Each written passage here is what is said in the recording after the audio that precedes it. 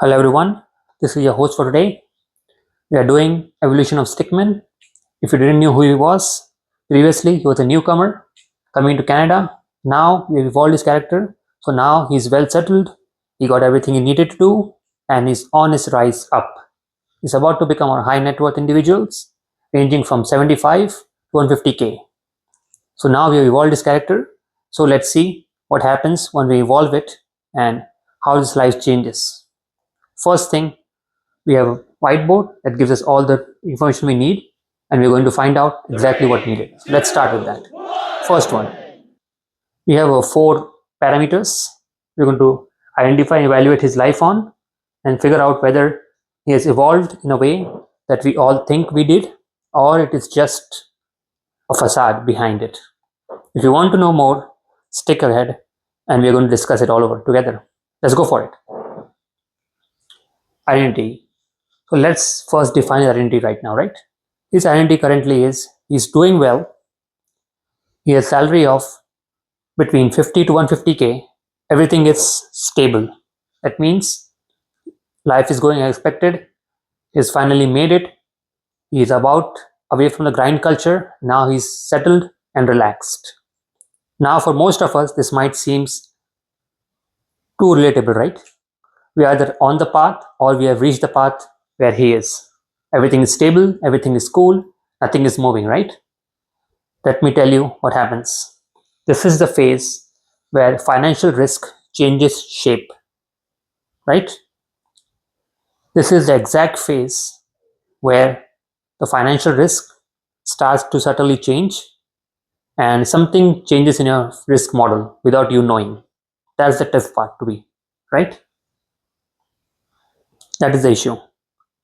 And this is exactly the phase where most of us think we made it. But if you think you're in this stage, watch next to see what happens. Second parameter is decisions. Better apartment, new car, more travel, and subscription, right? We all have lived in the world where once everything goes correctly, we want to enjoy our life. What do we do the first thing?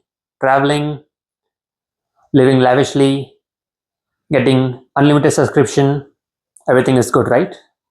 So what happens in this phase? In this phase, thing that happen is your risk has already changed, right? Without you knowing. But in this phase, everything looks stable and secure. So nobody questions it, right? Like, why will you question having good life, right? Why will you question traveling more? Why will you ever question getting more subscription? Why will you ever question getting a new apartment, right? Who will question this? Think about it, right? You worked hard, you made it to this point, so why will you question the fruits of your labor, right? This is where no questioning lives. Third, pressure.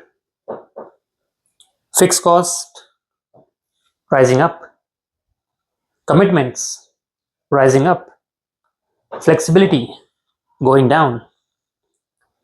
What does this mean? This means once you made those commitments, once you have upgraded your lifestyle, we call it lifestyle inflation. Everything is going up except your cash flow that is taking a nosedive. So you have very few flexibility. Now this is the phase where you're quietly shrinking your options to do something better or to escape from the matrix, right?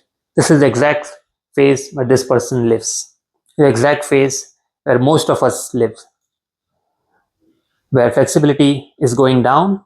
But you know the worst part is you don't even know you're in this phase. That is the worst part because we all think everything is stable, right? Everything is good.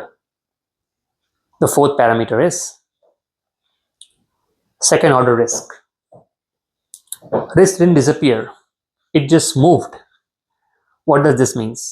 This means you thought you did risk evaluation, you were able to successfully mitigate the risk, right? If you think that way, I'm sorry to burst your bubble. You did not mitigate your risk, it just moved. So now let me ask you, out of all these phases, which do you think is the most safest that we think we are in? or we always want to believe we are in. The safest. If you answered decisions where everything was going good, you are wrong. If you answered pressure, absolutely wrong. You know where you are most stable in your mindset when you think it? It might be completely different from what you're thinking about, but second order risk. Why? Because things can break, but not too fast that will allow you to reevaluate everything, right? That means you don't have emergency coming in, you're not into the collections, you're not into debt that much high. So the risks are there, but you're not just aware of it because it's not urgent, not hitting you. Right? There's no pain. This is the safest part, second order risk that happens to every one of us. So as we move further, I want you guys to know if you are getting to the high net worth space in our language, 75 to 150 and on the way up, you might identify yourself in one of those pyramids, right? One of those parameters. Whether you are in identity phase, decision phase, pressure phase, or second order risk. If you are in one of those phases, I want you to know that it is okay. You are here, that means you want to learn, and I am here to teach you from my own experiences and from what I have learned as well. So, now we talked about what the issue was, where you stand, identify yourself where you are in the phase. Now, let's talk about the action plan because you're all about action here. You're not just about scaring you guys. That's not the intention. The intention is identify yourself where you are, do a risk assessment, get ready for self awareness, and now, most importantly, get ready to act right now. Action plan. First is cap the fixed costs. That means do not do anything drastic. Do not go around and change everything of your life. It will be miserable for you. Do not do it. Right? Do not do it. Do not go around drastic making all the changes because you're scared by looking this video. No, no, no. Cap just one fixed cost. That fixed cost can be your subscription. That fixed cost can be your food delivery services. That fixed cost can be the upgrade on your car that you would have done, or an upgrade to your phone or smartphone that you have trying to do. Only cap one fixed cost. Again, guys, very important. Only cap one fixed cost. Not all of them. You will regret it. You can't go cold turkey on this. Believe me. Been there, done that. Hardly works for majority of you people. So don't do it. One fixed cost. Step by step. Second action plan. Keep one unoptimized month. Again, you might be thinking, oh, I'm in the phase identity, need to change everything. Or let me optimize everything, over optimize everything, right? I'm telling you no, do not do it. Not over optimize anything. Just keep 1 month unoptimized. That means have some buffer. So if something goes wrong, you have something. For example, if your budget was 1000 a month, have 1 month in which you might think it might go completely wrong and I might spend 2 grand or 3 grand. You need to have that buffer, that 1 month. Do that. Second action plan. Third action plan is stress test income. Now, this, according to me, is very critical. What does this mean? This means you stress test your income in a way that if you lose your role, your job tomorrow, what is going to happen to you? Are you going to be on the streets? Are you going to be in debt? Are you going to be looking for ways to run around like deer in headlight? What exactly are you going to do? Right? Do the stress test. You know who does the stress test that we don't know or we're not aware of it? The mortgage companies, the banks are doing stress tests before they even allow you to get a mortgage. The privilege of getting a mortgage. That's what stress test is. They run the worst scenario to identify what can happen if this happens and are you capable of handling that worst scenario. Because anyone can do, let's be honest. If everything is going up, anybody can do fine, like how in stock market, right? Everybody's a genius when it goes up.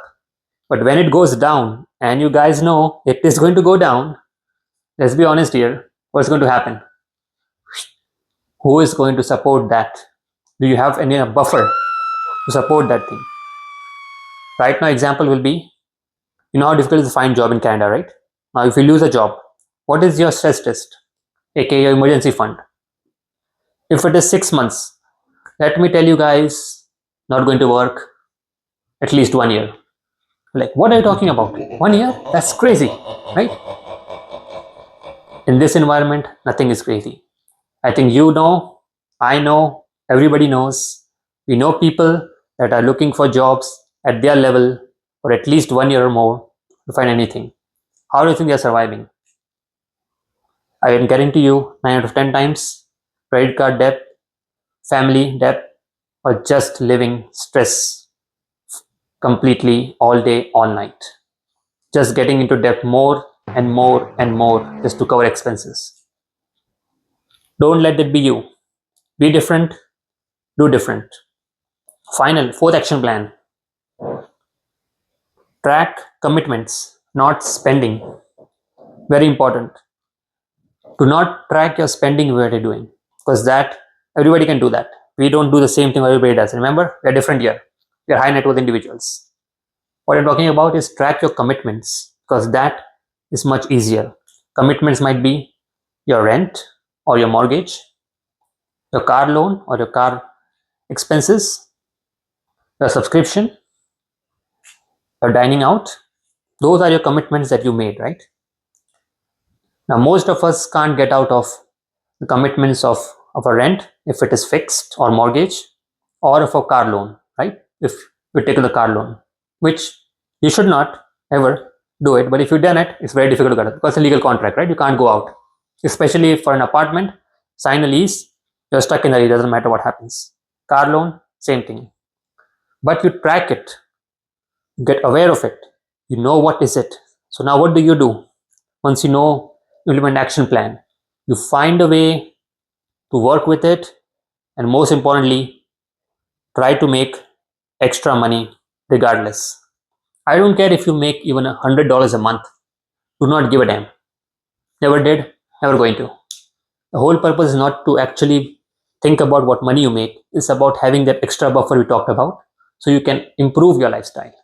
That's the whole idea, guys. We are in high net worth space. We want to make sure we have a mindset of high net worth people. Again, high net worth is not $1 million here. High net worth for our category, our ladder is 75 to 150.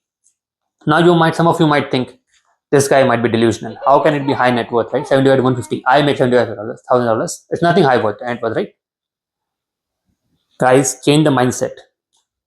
You are in the high net worth ladder. That means if you change your mindset now in making 75K to 150K, it will better help you when you eventually make 300-400K, or most impressively, if you start a business and start making large sums of money. This mindset shift is going to help you over there. That's why, guys, this whole video is about evolution of stickman, but also evolution of our mindset. Series from now on is not going to be stickman newcomer confused, thinking what he has to do, what needs to be done. I am so scared. We're done with this nonsense. We're getting into high net worth space. I want you guys to come along with me if you want to know the ride and if you want to enjoy the ride while we're having it. So, guys, as always, anybody is watching who have made this so far, please like the video, subscribe to our channel, and second episode will be, we all know what is it once we figure out this, the promotion trap. If you guys are ready, come back next week and let's figure out what happens when we get into the promotion trap. I'll see you guys soon. I hope you guys like the new evolution of our man stickman. Most importantly, evolution of our mindset to become high net worth individual. Go for it, guys. You can make it.